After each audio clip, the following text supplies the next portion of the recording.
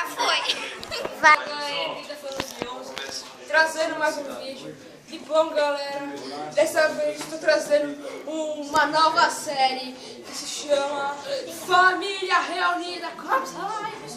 Então, galera, essa vez a editora aqui, né, ou dando drama, tudo, ou sei lá o que se chama. A pessoa que grava, ou câmera girl, né? Cameraman, sei lá. Cameraman. Então, a cameraman, né, entre aspas, vai botar aí no pause aí, eu que vou continuar gravando, mas eu vou continuar falando. Então, eu vou mostrar três pessoas que são muito importantes da família.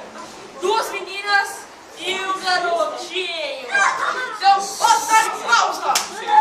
Voltamos, galera. E bom, agora tá essas duas criancinhas, né? Uma mais velha que a outra, que são bem legais. Tá, uma mais velha e a outra não. Tá, senhora, qual é o seu nome? Esqueci o nome? Fala aí, sem vergonha. Bruna Letícia. Bruna Letícia, nascimento. Idade? 12 anos. A escola onde estuda? Paulo Emílio Salles Gomes. E você, mesma coisa. Idade? Nome?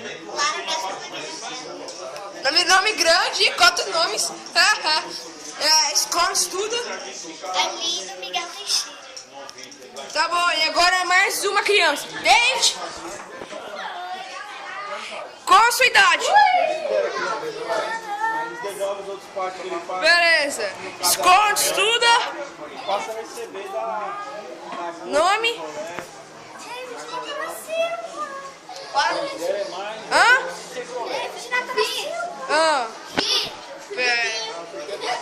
Tá bom então, galera. Ô, Paulo, vamos uma coisa muito louca. Foi? Voltamos. Então, galera, dessa vez eu tiro os fones, né? Literalmente. Então, esse vídeo vai ficando por aqui. Me perdoem se